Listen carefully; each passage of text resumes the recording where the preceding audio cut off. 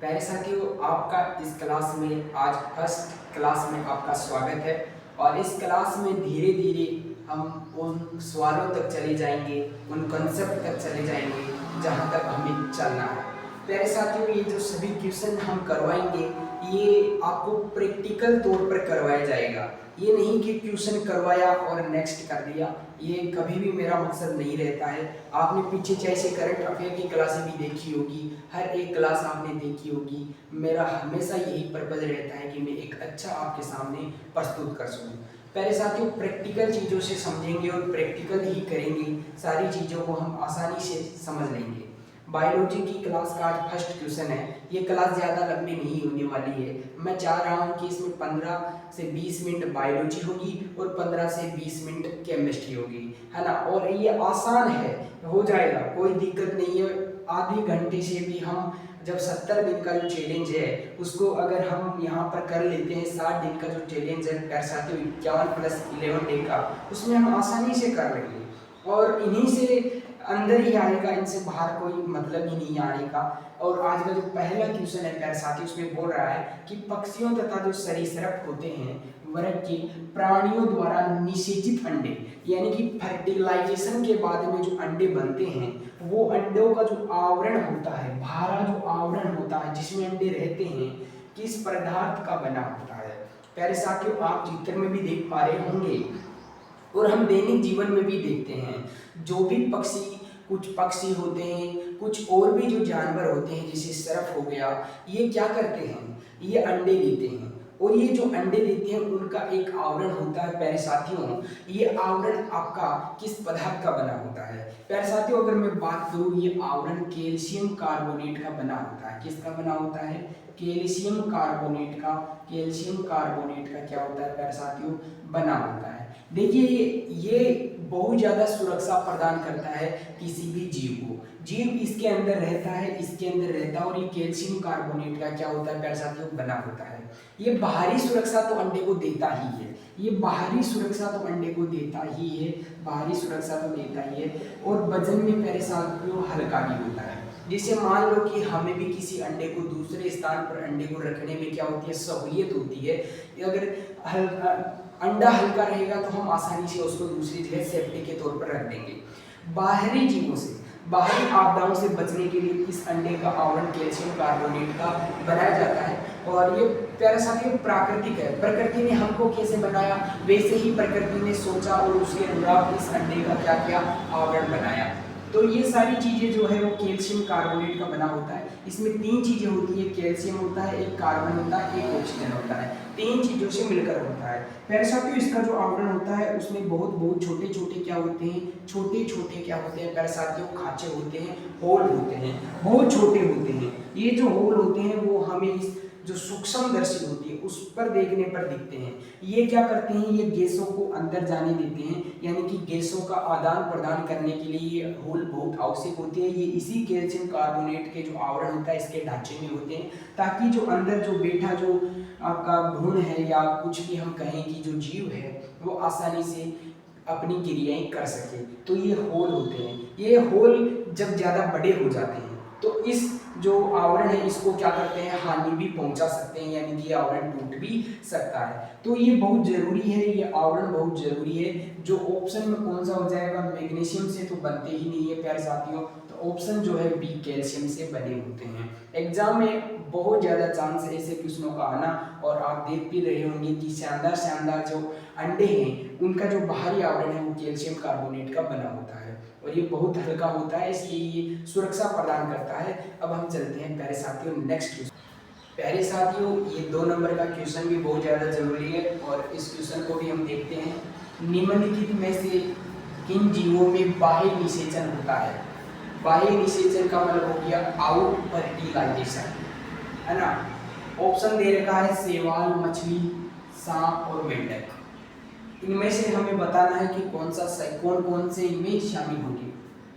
प्यारे साथियों, सबसे पहले हमें देखना पड़ेगा फर्टिलाइजेशन क्या होता है। सबसे पहले हमें देखना पड़ेगा फर्टिलाइजेशन क्या होता है। देखिए, सीधी बात करूं फर्टिलाइजेशन की, तो फर्टिलाइजेशन का मतलब होता है जो पुरुष और जो महिलाएं हैं उनके जीमेट्स का आपस में मिलना ही फर्टिलाइजेशन कहलाता है ना प्यारे साथियों। अब ये मिलते कैसे हैं? तो पुरुष और महिलाओं में नहीं, जो भी जीव जनन करते हैं उनमें फर्टिलाइजेशन एक बड़ी यहाँ पे इम्पोर्टेंट रोल लगाता है। तो सबसे पहले हम मानवों में जनन देखते हैं और वैसा ही अलग जीवों में जिनमें बाह्य निषेचन होता है उनमें भी वैसा ही होता है। जो क्रिया है, वो जो सिस्टम है वो एक ही टाइप का है, बस वो बाहर होता है इसलिए उसको बाह्य निषेचन कहते हैं, और जो अंदर होता है शरीर के अंदर होता है उसको आंतरिक निषेचन कहते हैं। तो सबसे पहले हम देखते हैं, मान लीजिए कि मैं यहाँ पर जो वुमेन है उनका जो जनन तंत्र है उसका मैं एक बारी इमेज बना रहा हूँ। तो कुछ इस तरीके से प्यारे साथियों इमेज होता है।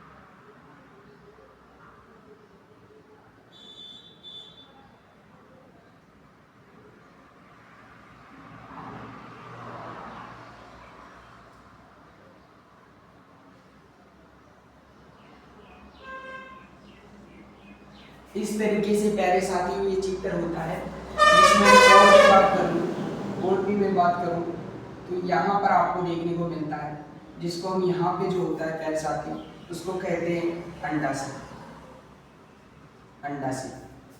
और प्यारे साथियों अगर मैं बात करूं इसको बोलते हैं गर्भाशय, गर्भाशय जिसको हम सर्विक्स कहते हैं। ये प्यारे साथियों यहाँ पे जो देख रहे हो इसको बोलते हैं गर्भाशय का जो आवरण होता है, ग्रीवा जो होती है वो कहते हैं। और ये प्यारे साथियों आपकी योनि होती है। और अगर बात की जाए ये जो आप ट्यूब देख रहे हो, ये जो ट्यूब वो बेसिकली आपको देखने को मिलेगी फैलोपियन ट्यूब, फैलोपियन ट्यूब। देखिए जब भी दो जीव जो विपरीत जेंडर के हैं जब भी जनन करते हैं तो हमें पता है कि जो पुरुष है उसके शरीर से निकलने वाले जो जेमेट्स होते हैं, जेमेट्स जो होते हैं प्यारे साथियों जिनको बोलते हैं युग्मक। तो जो पुरुष जो युग्मक होते हैं उनको बोला जाता है शुक्राणु, और वो आपके कहाँ से निकलते हैं? तो वर्षण से निकलते हैं पुरुष के। तो वर्षण से निकलने के बाद में वो इधर इस मार्ग से प्रवेश करते हैं, और इस मार्ग से प्रवेश करते करते करते करते हुए ग्रीवा से, गर्भाशय से होते होते हुए वो फैलोपियन ट्यूब में आ जाते हैं, और ये बहुत संख्या में आते हैं, है ना, लाखों संख्याओं में भी आते हैं। उसके बाद में हमें पता है कि जो महिला का जो जीमेट्स होता है, महिला जीमेट, महिला की जो युग्मक होता है प्यारे साथियों उसको बोलते हैं अंडाणु, अंडाणु। और प्यारे साथियों इस अंडाणु का निर्माण महिला के अंडाशय से होता है, महिला की जो अंडाशय है वहाँ से होता है। और पुरुष का जो जेमेट्स होता है शुक्राणु, उसका पुरुष का जो आपका वर्षण होता है वहाँ पे होता है। इसके बाद में पुरुष के जो जेमेट्स हैं वो इधर से चलते हैं और यहाँ इस फैलोपियन ट्यूब में प्रवेश कर जाते हैं। महिला के जो अंडाणु है वो अंडाशय से निकलते हैं, और अंडाशय से अंडाणु निकलने के बाद में फैलोपियन ट्यूब में आकर मिल जाता है। कहाँ पे आकर मिल जाता है? फैलोपियन ट्यूब में आकर मिल जाता है। जब यहाँ पर बहुत सारे शुक्राणु आ गए और यहाँ पे अंडाणु आ गए, इसी चीज को जब वो आपस में क्रिया करेंगे प्यारे साथियों, इसी को बोलते हैं आपकी फर्टिलाइजेशन। क्या बोलते हैं? फर्टिलाइजेशन, यानी कि इसको बोलते हैं प्यारे साथियों निषेचन। तो अक्सर एग्जाम में पूछा जाता है कि जो निषेचन की जो प्रक्रिया होती है वो कहाँ पे होती है? तो वो प्रक्रिया आपकी फैलोपियन ट्यूब में होती है। अब जैसे ही फर्टिलाइजेशन की जो प्रक्रिया है वो फैलोपियन ट्यूब में हो गई प्यारे साथियों, अब क्या होगा? अब वो आपके जो अंडाणु है उससे क्या बनेगा? आपका एक कोशिका बन जाएगी, और वो कोशिका बनने के बाद में प्यारे साथियों वापस से कहाँ पर आएगी? इस गर्भाशय में आ जाएगी। कहाँ पे आ जाएगी? गर्भाशय में आ जाएगी, और प्यारे साथियों भ्रूण का रूप ले लेगी। 2 से 4 दिनों के अंदर वह कोशिका क्या कर लेगी? भ्रूण का, एम्ब्रियो का निर्माण कर लेगी, और धीरे धीरे धीरे धीरे 2 से अगले 4 दिनों में जो भ्रूण की जो कोशिकाएं निकलेगी वो प्यारे साथियों इस ग्रीवा से जुड़ जाएगी, इस ग्रीवा से जुड़ जाएगी। और जिन कोशिकाओं को क्या बोला जाएगा, जो कोशिका है वो इससे जुड़ जाएगी और प्यारे साथियों उसको बोला जाएगा प्लेसेंटा। क्या बोला जाएगा? ये आपका भ्रूण बन गया है प्यारे साथियों, अब ये भ्रूण बन गया है। तो अब ये जो भ्रूण बना है तो इसको बोल सकते हैं प्लेसेंटा से जुड़ा है। किससे जुड़ा है? प्लेसेंटा से जुड़ा है प्यारे साथियों, जिसको बोलते हैं अपरा, अपरा से जुड़ा होता है। अब ये अपरा से जुड़ जाने के बाद में क्या होगा कि मान लीजिए कि ये कोई आपका नन्ना मुन्ना राई है ना। अब इसका जो प्लेसेंटा यहाँ पे सूंडी से प्यारे साथियों यहाँ से अब उस ग्रीवा से जुड़ गया, तो अब जो माता जो भी कुछ खाएगी, माता जो भी ऑक्सीजन लेगी वो इसको भी चाहिए। तो अब इस अपरा यानी कि जो अपरा है, जो प्लेसेंटा है, उसके द्वारा इसको क्या मिलेगा? ये पोषक तत्व मिलेंगे, ऑक्सीजन भी इसको अपरा के द्वारा ही मिलेगा और इसको जो और चीजें हैं वो भी अपरा के द्वारा ही मिलेगी। तो यहाँ पे ये बहुत ज्यादा जरूरी हो जाता है, मैं लिख देता हूँ प्लेसेंटा, इसी को बोलते हैं अपरा, द्वारा ही क्या मिलता है? भ्रूण को क्या मिलता है प्यारे साथियों? भोजन मिलता है, भोजन मिलता है, O2 ऑक्सीजन मिलती है, ठीक है। और दूसरी चीज बात है जो निषेचन की जो प्रक्रिया होती है, निषेचन की जो प्रक्रिया होती है, बात करें फर्टिलाइजेशन की, फर्टिलाइजेशन की, तो प्यारे साथियों को मैंने बता दिया कहाँ पे होगी? फैलोपियन ट्यूब में होगी, फैलोपियन ट्यूब में होगी, ट्यूब में होगी प्यारे साथियों, है ना। तो ये बहुत ज़्यादा जरूरी है।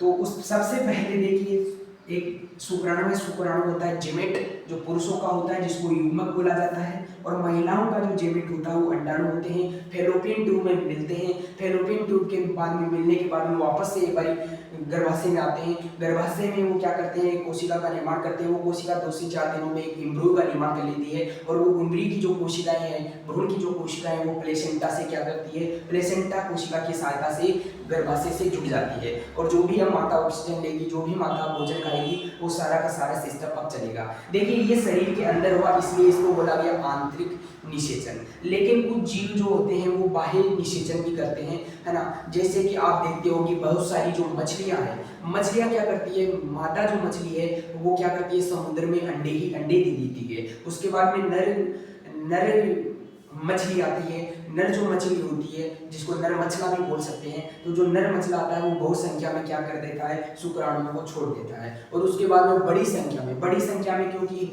बहुत ज्यादा छोड़ रहे हैं तो बहुत बड़ी संख्या में यहाँ पर क्या निर्माण होता है?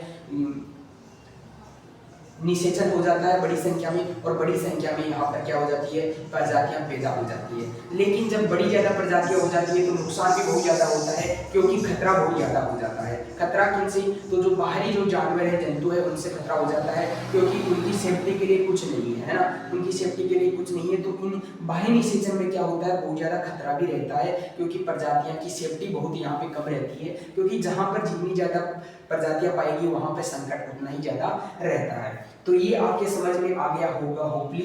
अब थोड़ा सा और हम इसमें समझेंगे। अंदर वाला आंतरिक निषेचन हो गया, अब किन किन में क्या बाह्य निषेचन होता है ना। जो आंतरिक निषेचन होता है प्यारे साथी, वो मैक्सिमम हम कहाँ पे देखते हैं? जो आंतरिक जो इंटरनल जो फर्टिलाइजेशन होता है प्यारे साथियों, इंटरनल जो फर्टिलाइजेशन होता है, इंटरनल फर्टिलाइजेशन वो कहाँ पे होता है? तो जो भी आपके स्तनधारी जो जीव है प्यारे साथियों, स्तनधारी जो जीव है यानी कि मेमल्स जो होते हैं, जो भी प्यारे साथियों स्तन के द्वारा अपने बच्चों को दूध पिलाते हैं, भोजन प्रोवाइड करते हैं, उनको बोलते हैं स्तनधारी। जैसे अगर बात करें स्तनधारी में आपके कौन आ जाते हैं? स्तनधारी में सर्प आ जाते हैं। स्तनधारी में और कौन आता है? तो मनुष्य आ जाता है, मनुष्य आ जाता है। और स्तनधारी में कौन आता है? तो स्तनधारी में आप जानते हो व्हेल भी आती है। सबसे बड़ा जो स्तनधारी है वो व्हेल मछली है, वो भी स्तन के द्वारा ही अपने बच्चों को क्या करती है? दूध पिलाती है ना। तो ये वगैरह वगैरह बहुत सारे जीव जंतु आ गए प्यारे साथियों, जीव जंतु आ गए। कुछ जीव जंतु होते हैं, कुछ नहीं भी होते हैं, है ना। तो स्तनधारी जीवों में कुछ जीव जंतु होते हैं, कुछ, है ना,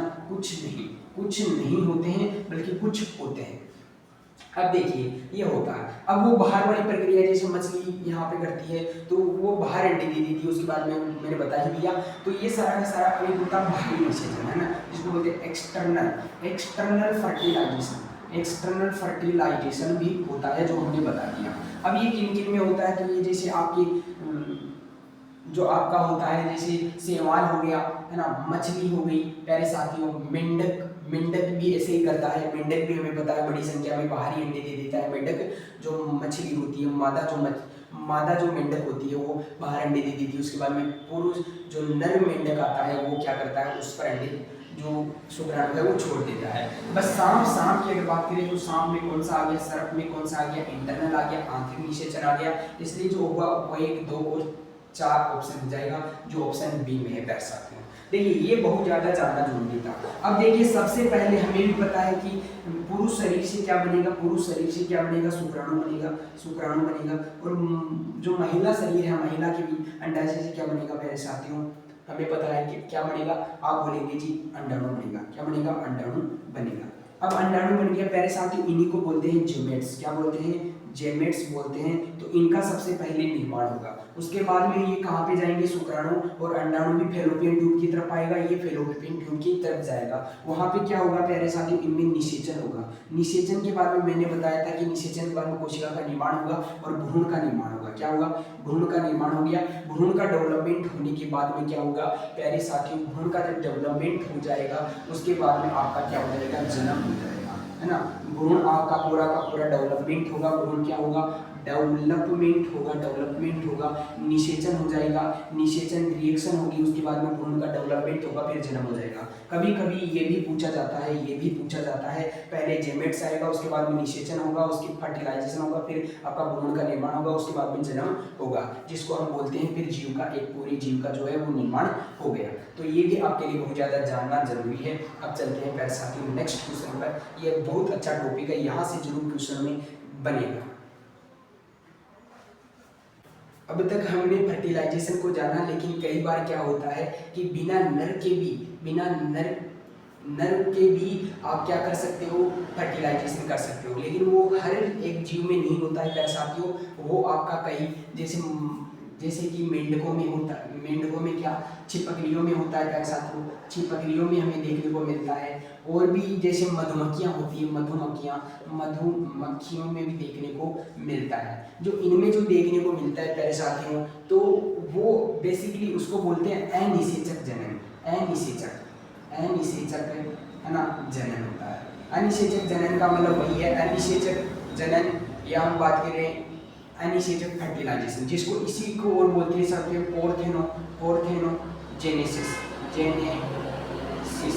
जेनेसिस भी इसको बोला जाता है। इसमें क्या होता है, पोर्थेनोजेनेसिस में प्यारे साथियों क्या होता है, नर युग्मक की जरूरत नहीं होती। नर युग्मक की क्या नहीं होती, जरूरत क्या नहीं होती, जरूरत नहीं होती है। किसकी जरूरत होती है, बस मादा युग्मक यानी कि मादा के जेमेट्स की ही जरूरत होती है। जैसे छिपकलियों और मधुमक्खियों में ऐसा देखा जाता है। उसको क्या बोलते हैं, उसी को बोलते हैं पोर्थेनोजेनेसिस बोलते हैं। इसी को अनिषेचक जनन भी कहा जाता है। ये भी हमारे लिए बहुत ज़्यादा इम्पोर्टेंट था। अब देखिए प्यारे साथियों, ये हमारा बायोलॉजी का सफर इतना ही था आज के लिए।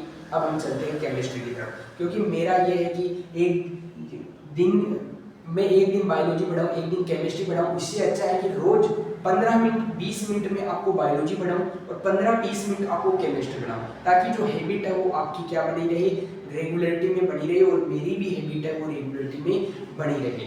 तो ये बहुत ज़रूरी है कि रोज पढ़ो, कम पढ़ो, रोज पढ़ो। लेकिन ये नहीं कि एक दिन ज़्यादा पढ़ लो, दूसरे दिन पढ़ो ही नहीं, ये गलत बात है। इसीलिए मैंने इस सीरीज को 20 मिनट में, लगभग 15 से 20 मिनट ही आपको ये पढ़ाऊंगा, सिर्फ बायोलॉजी, और 15 से 20 मिनट ही मैं आपको क्या पढ़ाऊंगा, केमिस्ट्री पढ़ाऊंगा। तो ये थोड़ा सा ये टॉपिक और उसमें ऐड कर लेना। बाकी जो फर्टिलाइजेशन का जो टॉपिक है वो हमारा क्लियर हो चुका है, उससे कोई भी क्वेश्चन बनेगा तो इससे बाहर नहीं जाएगा, ये मैं आपको आश्वासन के साथ में कह सकता हूँ। तो प्यारे साथियों, अब हम केमिस्ट्री को शुरू कर रहे हैं और ज़बरदस्त क्वेश्चन के साथ में शुरू कर रहे हैं। मेरा काम सिर्फ ऑप्शन को ही एलिमिनेट नहीं करना होता है, मैं एक एक चीज़ों को आपको एक्सप्लेन करता हूँ जितना मेरे से संभव हो पाता है। प्यारे साथियों, इस क्वेश्चन में बोल रहा है कि जो श्वसन है, जो रेस्पिरेशन है, निम्नलिखित में से कौन सी विक्रिया है। देखिए, जब भी हम श्वसन लेते हैं तो इसका क्या मोटो होता है, सब जानते हैं कि हमें जीने के लिए सांस लेना जरूरी है, रेस्पिरेशन करना बहुत जरूरी है। कुछ चीज़ें हैं जो जीने के लिए बहुत जरूरी है, पैसा जीने के लिए जरूरी नहीं है, शरीर की कुछ क्रियाएं बहुत ज़्यादा जरूरी है। उनमें एक आता है रेस्पिरेशन सिस्टम, जो बहुत ज़्यादा जरूरी है।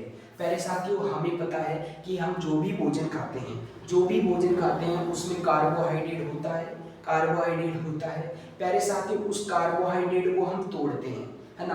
कार्बोहाइड्रेट को हम तोड़ते हैं पाचन क्रिया के द्वारा। उस कार्बोहाइड्रेट का क्या किया जाता है प्यारे साथियों, तोड़ा जाता है, और टूटने पर जो कार्बोहाइड्रेट है प्यारे साथियों वो ग्लूकोज में बदल जाता है। अब प्यारे साथियों, जब ग्लूकोज में वो बदल जाता है तो ग्लूकोज को हम लिखते हैं C6H12O6 से हम ग्लूकोज को लिखते हैं। अब वो ग्लूकोज क्या करता है, हमारे शरीर में उपस्थित ऑक्सीजन के साथ में क्या करता है प्यारे साथियों, क्रिया करता है। और जब क्रिया करता है तो प्यारे साथियों वो कुछ और बनाता है। क्या बनाता है, एक कार्बन डाइऑक्साइड देता है, उसके बाद में प्यारे साथियों वो कुछ जल के अणु देता है, और फिर क्या करता है, कुछ ऊर्जा देता है। जो ये ऊर्जा देता है प्यारे साथियों, इसको एटीपी में बोला जाता है। जब ऑक्सीजन के साथ में ग्लूकोज क्रिया करके हमें ऊर्जा देता है, याद रहे ऑक्सीजन की उपस्थिति में जब ऊर्जा देता है ग्लूकोज, तो ये कितना एटीपी देता है। एटीपी को हम ऊर्जा से डिनोट करते हैं, और ये कितना एटीपी देता है प्यारे साथियों, 38 एटीपी देता है। कितना देता है, 38 एटीपी देता है, पूछा जाता है अक्सर। दूसरी बात है कि मान लीजिए कि ऑक्सीजन की अनुपस्थिति में ऐसा काम कर रहा है, हमें ऊर्जा दे रहा है। हम मान लीजिए ऐसी जगह चले गए जहाँ पे ऑक्सीजन नहीं है, हमारे शरीर में ऑक्सीजन कम हो गई, उस समय में भी ये तो अपना काम करेगा, ऑक्सीजन दे पाएगा, लेकिन क्या हमें उतनी ऊर्जा दे पाएगा जब ऑक्सीजन ही शरीर में नहीं रहेगी, नहीं दे पाएगा। यानी कि जो ग्लूकोज है अब ऑक्सीजन बहुत कम कर देगा, कितनी एटीपी देगा, तो अब सिर्फ 2 एटीपी के अणु ही क्या करेगा प्यारे साथियों, ये हमें देगा, यानी इतनी ही एनर्जी मिलेगी। प्यारे साथियों, ये जो एनर्जी मिल रही है ये हमें किसके द्वारा मिलती है, ये हमें हीट के द्वारा मिलती है, और ये प्यारे साथियों हीट के द्वारा हमारे से बाहर भी निकाली जाती है। जैसे आप सांस लो, जब आप सांस लेने के बाद में सांस छोड़ते हो तो आप देखो कि आपका जो हाथ है उसमें थोड़ी सी आपको क्या होगी, गर्माहट महसूस होगी। तो ये जो गर्माहट महसूस हो रही है, इसका मतलब है कि आपने क्या किया है, ऊर्जा का जो हीट है उसको आपने निकाला है। हीट को निकालना ही क्या कहलाता है प्यारे साथियों, ऊष्मा का उत्सर्जन कर देना। अब देखिए ऊष्मा जो क्षेपी होता है उसका मतलब होता है ऊष्मा का क्या करना, हीट का उत्सर्जन करना। उत्सर्जन का मतलब निकालना, और एक होता है ऊष्मा शोषी। प्यारे साथियों, इस ऊष्मा शोषी का मतलब है ऊष्मा का अवशोषण करना, ऊष्मा का अवशोषण करना। तो बेसिकली आपने क्या किया, आपने ऊष्मा का, जब आप सांस ले रहे हो तो आप जब छोड़ रहे हो तो आपने क्या किया, आपने ऊष्मा का उत्सर्जन किया। जो यहाँ पे भी जो एनर्जी मिली वो आपके क्या हुई है, ऊष्मा का उत्सर्जन हुई है। तो इसको बोलते हैं प्यारे साथियों ऊष्मा क्षेपीय विक्रिया, एक्सोथर्मिक। अब बात करते हैं ऊष्मा शोषी। देखिए ऊष्मा शोषी का मतलब क्या है, हमने देखिए प्यारे साथियों, आप बोलोगे जी आपने तो ऑक्सीजन लिया है। देखिए ऑक्सीजन लिया है हमने, ऑक्सीजन लिया है, लेकिन छोड़ा क्या है, हीट छोड़ा है, ऊष्मा को छोड़ा है, ऊष्मा को लिया नहीं है, ऊष्मा को छोड़ा है। हमने तो ऑक्सीजन लिया है ना। तो अब बात आती है कि ऊष्मा शोषी क्या होता है, ऊष्मा का अवशोषण करना। जैसे कि अगर मैं बात करूं प्यारे साथियों, बर्फ का पिघलना। प्यारे साथियों, कोई भी बर्फ पिघलती है तो उसको क्या लेनी पड़ती है, बाहरी हीट लेनी पड़ती है, उसको अंदर हीट लेनी पड़ेगी तभी वो पिघलेगी। इसलिए बोलते हैं ऊष्मा शोषी विक्रिया, जिसको बोलते हैं एंडोथर्मिक। प्यारे साथियों एंडोथर्मिक जिसको बोला जाता है कि ऊष्मा लेनी पड़ेगी। एक यहीं पे एक आता है अमोनियम क्लोराइड। अमोनियम क्लोराइड होता है प्यारे साथियों, उसको क्या किया जाता है, अमोनियम क्लोराइड को पानी के अंदर डाला जाता है। ये क्या होता है प्यारे साथियों, घुलनशील होता है। जब आप किसी भी पानी के अंदर डालोगे तो वो पानी ठंडा हो जाएगा। क्या हो जाएगा, पानी ठंडा हो जाएगा। अमोनियम क्लोराइड के कारण पानी क्या हो जाएगा, ठंडा पानी हो जाएगा। यानी कि उसने क्या लिया, ऊष्मा को ले लिया है, तो वो पानी को क्या करेगा प्यारे साथियों, ठंडा कर देगा। अब देखिए थोड़ा सा और पढ़ लेते हैं, ये जो संयोजन अभिक्रिया है, आंसर तो ये होगा जो संयोजन अभिक्रिया है प्यारे साथियों, उसका मतलब क्या है। संयोजन को हम बोलते हैं कॉम्बिनेशन। क्या, कॉम्बिनेशन। नाम से ही प्यारे साथियों हमें पता चल जाता है कि कहीं ना कहीं जोड़ हो रहा है, कॉम्बिनेशन हो रहा है। तो संयोजन का मतलब है दो या दो से अधिक पदार्थ जब मिलकर किसी एक नए पदार्थ का निर्माण कर देते हैं, ऐसी रिएक्शन के साथ में नए पदार्थ का निर्माण कर देते हैं, वह संयोजन अभिक्रिया या कॉम्बिनेशन कहलाता है। जैसे आपका मैग्नीशियम हो गया प्यारे साथियों, ये ऑक्सीजन हो गया, है ना, उसके बाद में ये क्या बना है, Mg2 बना है। लेकिन M के कितने अणु थे, दो थे, ऑक्सीजन के कितने थे, दो, इसको संतुलित करने के साथ में हमने दो लगा लिया, तो दो मैग्नीशियम ऑक्साइड ये बन गया। अगर और उदाहरण ले लो, और उदाहरण लेते तो आपको H2 मिलेगा, प्लस का आपको क्या मिलेगा प्यारे साथियों, ऑक्सीजन मिलेगा, और ये बन जाएगा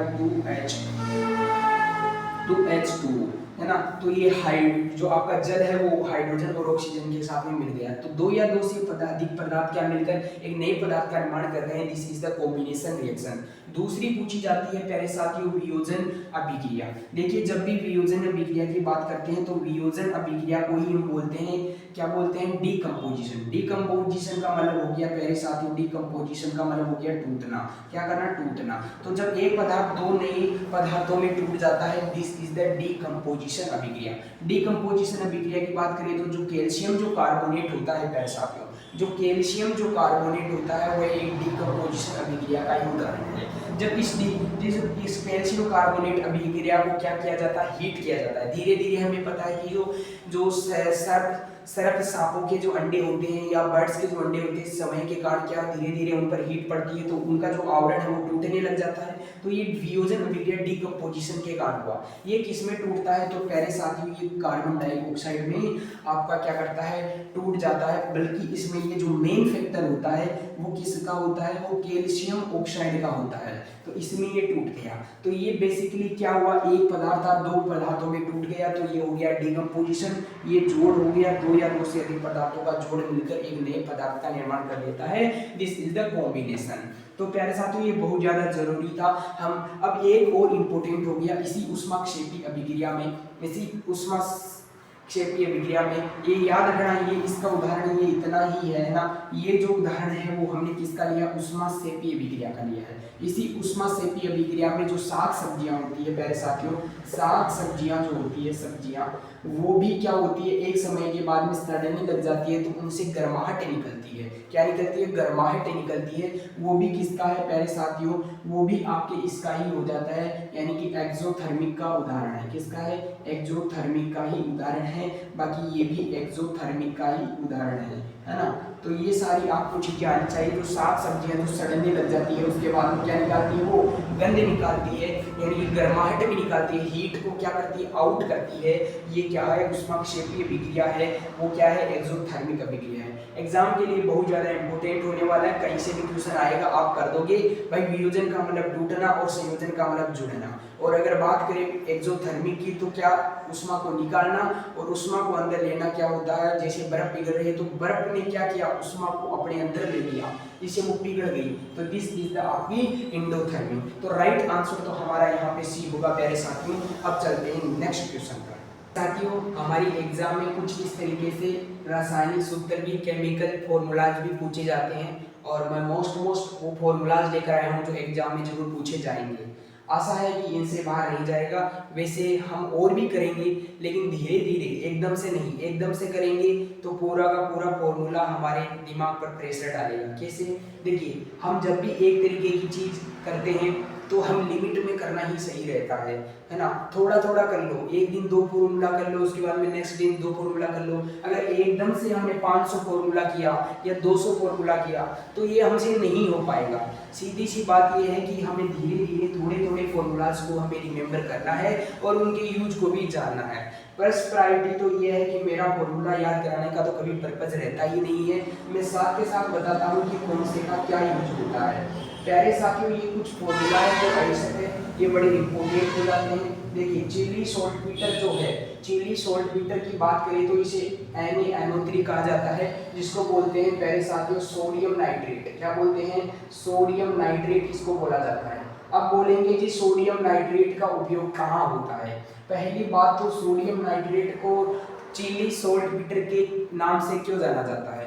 प्यारे साथियों आप सब जानते हैं कि जो चिली जो कंट्री है, अर्जेंटीना के पास में ही एक कंट्री है चिली, जो दक्षिण अमेरिका में एक बड़ी क्या है, एक देश है। कोस्टल एरिया पर ही ये देश है। और ये देश जो होता है यहाँ पे उत्तरी जो जो उत्तरी चिली है वहाँ पर ये क्या पाया जाता है, सोडियम नाइट्रेट बहुत ज़्यादा मात्रा में पाया जाता है। प्यारे साथियों डिफेंस के मामले में चिली सॉल्टमीटर का यूज बहुत ज़्यादा होता है। डिफेंस के मामले में कैसे चिली सॉल्टमीटर का यूज होता है, जो आप आज देखते हो कि जो ऐसे बम फोड़े जाते हैं जिनमें धुआं ही धुआं हो जाता है ना, जिनमें मान लीजिए कि किसी को गुमराह करने के लिए बम फोड़े जाते हैं। जैसे एक बम है, एक मैंने लिया और मैंने फेंक दिया, तो दूसरे वाले को लगेगा कि वहाँ पे धुआं धुआं हो रहा है, तो वहाँ पर कोई आदमी होगा, लेकिन वहाँ पर होते नहीं है। आतिशबाजी करने के लिए होते हैं, युद्धों में काम लेते हैं। बात करें तो धुआं फैलाने में इनका यूज किया जाता है। धुआं फैलाने में ये कृत्रिम धुआं होती है, बैग साहब के धुआं फैलाने में चिली सॉल्टमीटर का यूज किया जाता है, जिसको हम सोडियम नाइट्रेट कहते हैं। अब बात आती है प्यारे साथियों बोरेक्स की। बोरेक्स को सुहागा भी कहते हैं और इसका जो फॉर्मूला होता है वो Na2B4O7.10H2 होता है। प्यारे साथियों जब भी बोरेक्स की बात आती है तो सफाई के अंदर इसका काम होता है। सफाई की बात करें, कीटनाशकों में इसका यूज होता है। किसमें होता है? कीटों को मारने के लिए इसका यूज होता है। जिप्सम की बात करें तो प्यारे साथियों CaSO4 होता है, कैल्शियम सल्फेट होता है, प्लस का 2H2 होता है। प्यारे साथियों अगर बात करें कि इसका यूज कहाँ पे होता है, याद रखना CuSO4 नहीं होता है, CaSO4 होता है। CuSO4 कॉपर सल्फेट होता है, जबकि कैल्शियम सल्फेट होता है। तो इसका जो यूज होता है प्यारे साथियों वो आपको प्लास्टर ऑफ पेरिस बनाने के लिए किया जाता है। प्लास्टर ऑफ पेरिस में इसका यूज होता है। प्लास्टर ऑफ पेरिस में अगर बात की जाए कि सर इसका यूज कहाँ पे होता है, तो चिकित्सा के क्षेत्र में भी होता है, चिकित्सा के क्षेत्र में भी होता है, और मकान बनाने में भी इसका यूज होता है ना। पहले होता था, आजकल इसका उपयोग कम कर दिया है, बल्कि सीमेंट में भी इसका यूज होता है, जो सीमेंट बनाई जाती है। अब आती है पिंच ब्लेड। तो पिंच ब्लेड में आपको दिख रहा होगा यूरेनियम का ही एक एसिड है, ये काम करता है। देखिए यूरेनियम रेडियोधर्मी एक पदार्थ होता है जो क्या करता है, जिसको वो ऊर्जा अपने आप मुक्त करता रहता है। ऐसा पदार्थ रेडियोधर्मी कहलाता है जो ऊर्जा अपने आप क्या करता रहे, मुक्त करता रहे, तो उसको बोलते हैं पिंच ब्लेड U3O8। और ये यूरेनियम का आयसक है प्यारे साथियों। किसका है? यूरेनियम का आयसक होता है। किसका आयसक होता है? यूरेनियम का आयसक होता है। फॉरेन सिल्वर की अगर बात करें प्यारे साथियों, ये होता है सिल्वर क्लोराइड AgGl, है ना। AgGl होता है जिसका भी उपयोग वही है, सफाई के मामले में होता है और भी कुछ डिटर्जेंट के मामले में होता है। कोरेंडम की जब भी बात आती है प्यारे साथियों Al2O3 होता है, हीरो आभूषणों बनाने में इसका उपयोग होता है ना। और बड़े बड़े जो कटिंग में इसका उपयोग होता है, कोरेंडम का यूज होता है। साधारण नमक की अगर बात की जाए प्यारे साथियों, तो साधारण नमक आपका होता ही है, जिसको हम खाने में यूज करते हैं, खाने में यूज करते हैं। बाकी और भी कामों में, अभिक्रियाओं में ये यूज भी होता है। अब बात करते हैं प्यारे साथियों ट्रोना की। तो ट्रोना का बेसिकली क्या मतलब है? तो ट्रोना का जो मतलब है Na2B4O7.10H2। प्यारे साथियों ट्रोना का यूज भी हम बेसिकली इन्हीं चीज़ों में करते हैं, सफाई के मामले में करते हैं। और ट्रोना का कुछ और भी यूज है जो हमारे लिए बहुत ज़्यादा जरूरी है। जैसे इसका उपयोग जो ट्रोना का है वो कई अभिक्रियाओं में किया जाता है, ये बड़ी मात्रा में पाया जाता है ना। तो ये जरूर आपको कमेंट में करके और भी देकर बताना है कि इसका जो कलर होता है वो कैसा होता है, ये आपको कमेंट में बताना है। प्यारे साथियों ये क्लास बहुत ज़्यादा बड़ी नहीं हो जाए, एक हिसाब की रही, जिससे एग्जाम में क्वेश्चन भी पुटअप हो और हमारा नॉलेज भी बढ़े। इसलिए इस क्लास को मेरा ये टारगेट है कि 25 से 30 मिनट की ये बायो प्लस का केमिस्ट्री की है क्लास हो, बायो प्लस का केमिस्ट्री की। इसलिए अब आशा करता हूँ कि ये आज का जो फर्स्ट डे है वो आपको बड़ा अच्छा लगा होगा, बड़ी मेहनत के बाद में ये बना होगा। तो इसी तरीके से हम आगे बढ़ेंगे। अब नेक्स्ट क्लास के लिए आप इंतजार करिए। जय हिंद, बाल और